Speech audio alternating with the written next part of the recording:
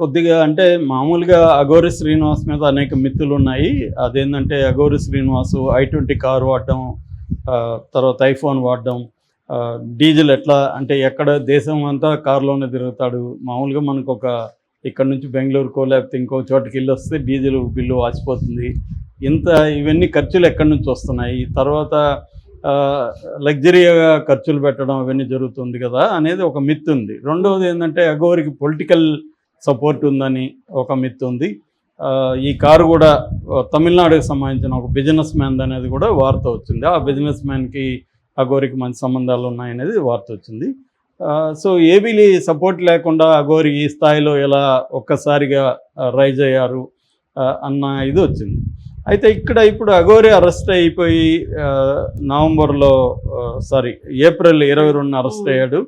So arrest అయ్యి ఇప్పుడు 10 రోజులు దాటిపోయింది. మళ్ళీ ఎక్స్టెండ్ అయ్యే అవకాశం కనిపిస్తుంది 14 డేస్ లోపల బెయిల్ రావాలి మామూలుగా. కానీ ఇక్కడ కొన్ని ఆశ్చర్యకరమైన విషయాలు ఏంటంటే అఘోరి లాయర్ని పెట్టుకోవడానికి కూడా నాకు స్తోమత లేదని కోర్టులో అఘోరి శ్రీనివాస్ చెప్పేశాడు. సో నాకు అందువల్ల మామూలు కోర్టు ఏం చేస్తుందంటే లాయర్ ఎవరు లేనప్పుడు లీగల్ ఎయిడ్ కౌన్సిల్ అంటారు. లీగల్ ఎయిడ్ కౌన్సిల్ పర్మనెంట్గా అక్కడ ప్రతి కోర్టులో ఎవరో ఒకరు అడ్వకేట్ ఉంటారు. వాళ్ళు గవర్నమెంట్ నామినల్గా పే చేస్తుంది. సో వాళ్ళని రవి అనే ఒక అడ్వకేట్ని పెట్టింది. సో ఇప్పుడు రవి మాట్లాడేది చూస్తే ఇతను బెయిల్ కాదు కదా, 10 ఏళ్ళు జైలు శిక్ష పడుతుంది అంటున్నాడు రవి అని. ఆయన మామూలుగా డిఫెన్స్ అడ్వకేట్లు ఎప్పుడైనా కూడా బెయిల్ తీసుకురావడం మీద డే 1లో కృషి చేయాలి. తర్వాత అతనికి శిక్ష పడకుండా చూడడానికి ట్రై చేయాలి. నేరం చేశాడో లేదని అది డిఫెన్స్ అడ్వకేట్కి అనవసరం. డిఫెన్స్ అడ్వకేట్ పని డిఫెండ్ చేయడం, క్లయింట్ని అతను నేరం చేసినా చేయకపోయినా డిఫెండ్ చేయాలి.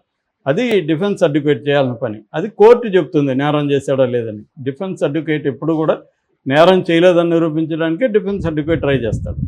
సో కానీ ఇక్కడ ఇతను పెట్టుకున్నాడు కాదు కాబట్టి రవేనా అతను మీడియాతో ఏం మాట్లాడుతున్నాడు, ఆ బెయిల్ కష్టమండి అంటున్నాడు, తర్వాత ఇతనికి శిక్ష పడుతుందని చెప్తున్నాడు.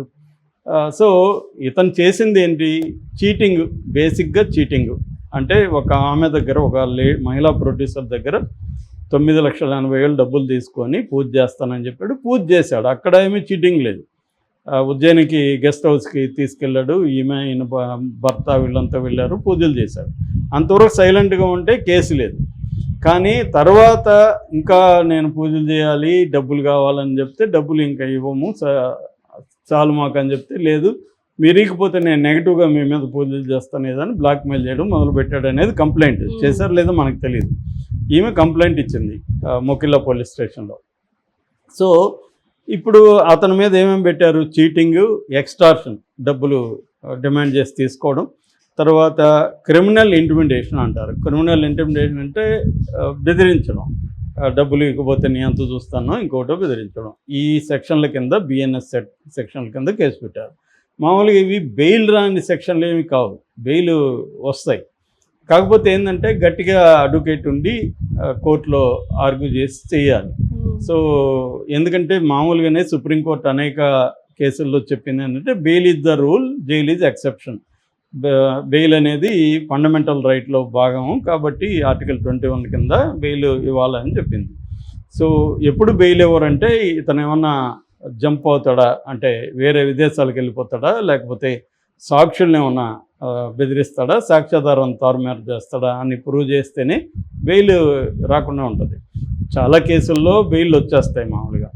సో ఇప్పుడు మొన్న మాధవ్ దాడి చేశాడు అక్కడ, గోరంట్ల మాధవ్, ఆయనకి 10 రోజుల లోపల బెయిల్ వచ్చేసింది కదా.